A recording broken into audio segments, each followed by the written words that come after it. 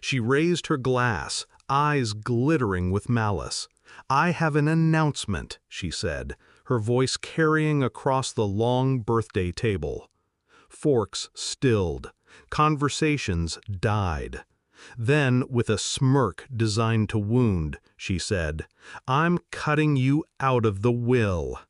Gasps, awkward laughter. Eyes shifting to me, waiting for the collapse. But I didn't collapse. I smiled, slow, controlled. "That doesn't matter anymore, Mom," I said calmly, "because your will has nothing I need." Her smirk faltered. And that was just the beginning. I used to worship her. As a child, I saw her as a fortress, strong, unshakable. I clung to her approval like oxygen. But her love was conditional. Praise only came when I performed, when I excelled in ways that made her look good. The moment I chose differently, when I refused to be her shadow, the mask slipped. Ungrateful, embarrassment, failure. She wielded those words like knives, carving them into me until I bled silence. The betrayal wasn't sudden, it was gradual. I began to notice the favoritism, the way my siblings received soft indulgence while I got the cold edge of scrutiny. My accomplishments were minimized, my mistakes magnified. The truth became undeniable the day I overheard her on the phone. "She'll never be enough," she said to my aunt, "not like the others. I don't even plan to leave her anything." It wasn't about money, it was about erasure. Her final judgment. I was disposable. I didn't cry, I didn't scream, I started planning. I played the role she wanted, the quiet disappointment, the black sheep, all while building my escape. I worked, I saved, I invested when no one was watching. While my siblings wasted, I accumulated, quietly, relentlessly. And then the move that changed everything.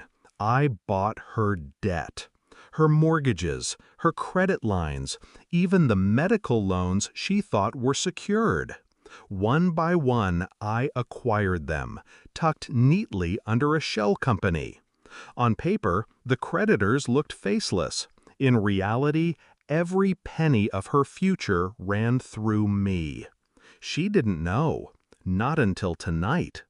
So when she stood at her birthday dinner, raising her glass, waiting for my humiliation, I was ready. "I'm cutting you out of the will," she declared. Her smile widened, waiting for my crack. Instead, I leaned back, my voice calm. "That doesn't matter anymore, Mom, because your will has nothing I need." Confusion rippled. My siblings frowned. My mother narrowed her eyes. "What's that supposed to mean?" she snapped. I placed a single envelope on the table, slid it across the linen. "Read." She opened it. The color drained from her face.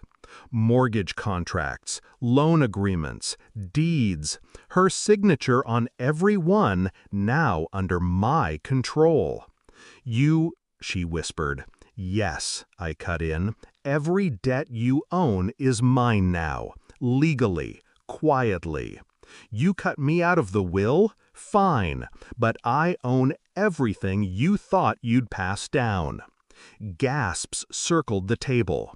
My brother's fork clattered to the floor. My sister's mouth fell open. Her hands shook as she scanned the papers.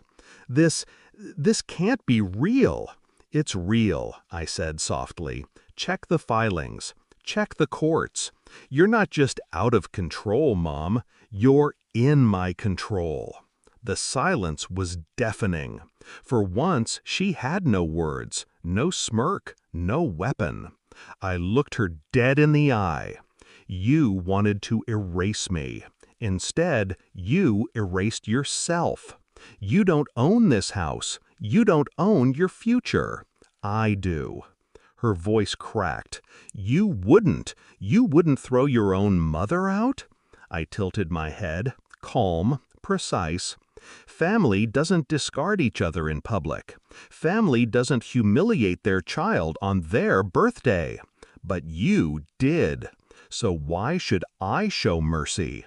Her glass slipped from her hand, shattering across the floor. I stood. This dinner is over. I walked out, leaving her trembling, my siblings frozen, the weight of truth pressing against every wall of that dining room. Now, looking back, I feel no guilt. For years she thought she was untouchable, that her words defined me, that her will controlled my worth. But worth isn't written in inheritance papers. It's written in what you build when no one believes in you. I built freedom, power, control, and when the moment came, I revealed it, with the calm she never had. So when I smiled that night, when I said, "That doesn't matter anymore, Mom, because your will has nothing I need," it wasn't defiance, it was justice.